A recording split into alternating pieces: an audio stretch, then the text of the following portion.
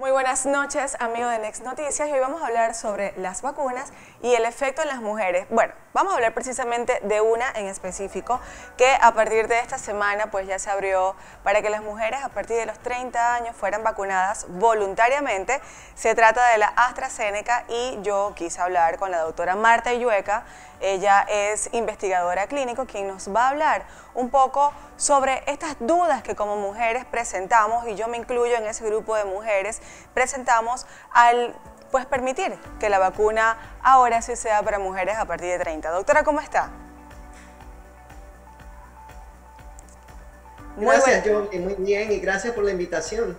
Doctora, tal como le comentaba vía telefónica, y pues esto forma parte de muchas de las dudas que nosotras como mujeres tenemos. Hice pues un pequeño interrogatorio entre mis seguidoras en redes sociales, entre mis amigas cercanas que vivimos en Panamá, y pues todas inician con la principal duda, que cuál es el factor que antes en Panamá se aceptaban a las mujeres a partir de los 50 años y entonces ahora pues sí se abre para que voluntariamente las mujeres después de los 30 años podamos también vacunarnos con la AstraZeneca. Sí, gracias por la pregunta, una pregunta importante. Quiero comenzar para hacer una aclaración, Johnny, de que yo no tengo ningún conflicto de interés. Trabajé para AstraZeneca, pero salí de la compañía hace 6 años. Así y es. no tengo ninguna conexión financiera, ¿no? Sin embargo, tiene muy buenos conocimientos, doctora, y eso me encanta. Muchas gracias. Pues bueno, ¿qué pasa? Claro, primeramente hay una situación en Panamá que las autoridades de salud están siguiendo muy cerca. Es que en realidad desde hace 4 semanas los casos de la COVID se han doblado prácticamente. Si se van a comienzos de mayo, los casos diarios estaban por ahí por los 300 y pico. Ahora estamos arriba de los 700 y ya van varios días, ¿no? Entonces esa ya es una señal de que de pronto pues hay una amenaza de repunte. Entonces ya cuando se trata de una situación de salud pública, lo primero que hay que hacer es ver qué podemos hacer para contenerlo y para prevenir precisamente pues que haya otro rebrote problemático. Entonces la vacuna AstraZeneca es lo que se llama una vacuna vector viral, que es pues una cubierta de un adenovirus que lleva la información para que el cuerpo pueda producir su inmunidad. Se reportaron casos de coágulos muy raros, una incidencia muy baja, y como la mayoría de esos casos eran en mujeres de edad reproductiva, por una medida de precaución, ya que no había ninguna urgencia de salud pública, se decidió pues limitar entonces la vacuna a mujeres mayores de 50 y a hombres mayores de 30, porque la mayoría de los casos eran mujeres. ¿Qué pasa con las mujeres? Las mujeres en edad reproductiva, por supuesto, pues muchas están tomando la píldora anticonceptiva.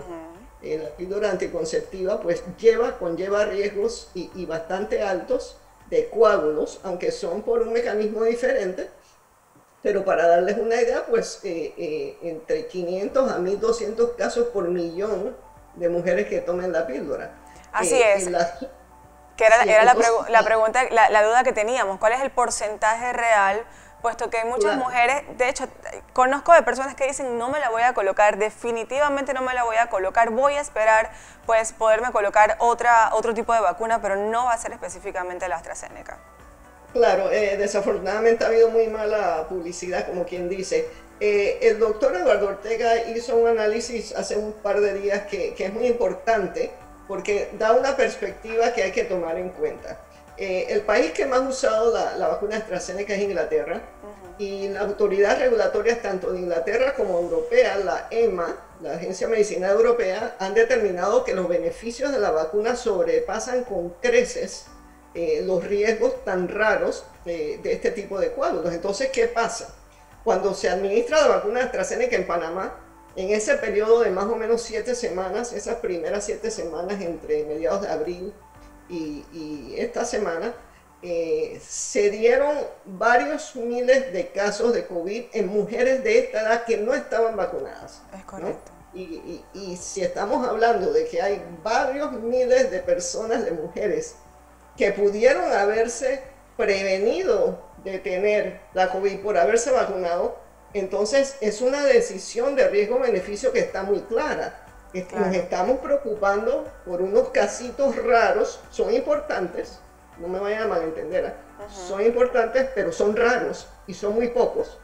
¿Y qué hacemos con estas miles de mujeres a las que no estamos protegiendo? Entonces, con esta señal de que podría haber un repunte, la decisión de salud pública, que es una decisión bastante acertada, me parece, es abrir esa vacunación con esta oportunidad que se le puede dar entonces a esa edad de estas mujeres. Pues la mujer panameña es prudente, es responsable, es inteligente, claro, y debe tener esos números en su cabeza para que sepa realmente cuáles son los riesgos, y los riesgos de la COVID sobrepasan con creces los riesgos de la vacuna. Doctora, ¿y qué sucede en el caso de que haya la posibilidad de que ahora pues alguna de estas mujeres pueda sufrir algunos problemas de coágulo de sangre, de trombosis, como estábamos mencionando? Primeramente, toda mujer que toma la píldora todos los días tiene ese riesgo, ¿verdad? Así que ya eso lo sabemos. Okay. El mecanismo de los trombos por la vacuna es diferente porque se está conectado a una baja en las plaquetas, que son las células de la sangre que forman los trombos.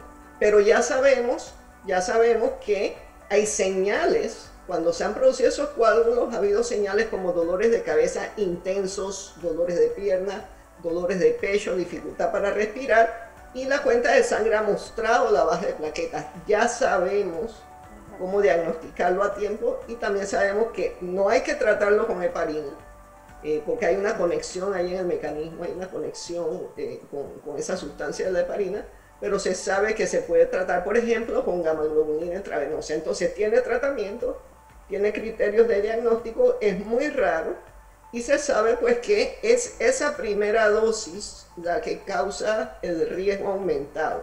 Ya con la segunda dosis prácticamente no se ha visto, pero todavía muy raro. Hay otro grupo de mujeres también que ya dieron a luz, que están en este momento, no están tomando anticonceptivos, que forman parte también de este grupo de mujeres, que en su momento no se pudieron vacunar o por alguna razón no estuvieron embarazadas en el momento que se abrió para las mujeres embarazadas, la Pfizer en este caso en Panamá, y también tienen esa preocupación de colocarse la vacuna porque están amamantando en este momento o porque no toman anticonceptivos y piensan que si a futuro lo pueden tomar les vaya a hacer algún daño. En este caso y en estos mitos o dudas, mejor dicho, sobre ese tipo de mujeres, ¿qué podría decir al respecto? Nuevamente la COVID causa mucho más daño a las mujeres embarazadas, a las mujeres que acaban de tener recién nacidos. Entonces, nuevamente, riesgo-beneficio. Si una mujer desea volver a la píldora anticonceptiva después de vacunarse, lo puede hacer. Sabemos que es ese primer mes después de la primera dosis donde puede haber el riesgo de coágulos. Ya pasado ese periodo, unas 5 o 6 semanas después de la vacuna, no debería haber ninguna razón por la que no tome su píldora anticonceptiva. Así que sí puede volver a la píldora. Es cuestión de, con mucho cuidado con su médico, ir monitoreando ese periodo, pues si decide tomar la vacuna. Otra de las dudas que se presentan también es por qué autorizan mujeres de más de 30 y no a mujeres de más de 20, al igual que hombres. En este caso también podría meter al grupo de hombres, porque son personas activas, son personas que están trabajando, que están en la calle, que están apoyando a sus padres en estos momentos y no están vacunados. Bueno, esa es una precaución que la está tomando el gobierno de Panamá y también la han tomado algunos gobiernos de Europa. Lo interesante es que las agencias regulatorias oficiales de Europa, la EMA, no ha puesto exactamente demasiadas restricciones de edad. Pero ¿qué pasa? Debajo de los 30 años, el riesgo de la COVID es muy bajo y esto es riesgo-beneficio. Okay. Entonces, los coágulos se han visto algunos en edades de jóvenes. Entonces, si esos jóvenes por debajo de los 30, cerca de los 20 años, no nos preocupa que vayan a tener una COVID severa, entonces ya el riesgo-beneficio es muy diferente. Ya no hay que apresurarse a insistirles a que tomen la vacuna AstraZeneca, pero sí queremos que se vacunen, ¿no? Así que es por eso, es porque cambia el balance riesgo-beneficio. Qué bueno saberlo. En su momento y en pasada entrevista con usted, hablamos sobre la eficacia de las vacunas. Y quisiera saber, en este caso que nos estamos enfocando en la AstraZeneca, ¿qué tan eficaz es esta vacuna?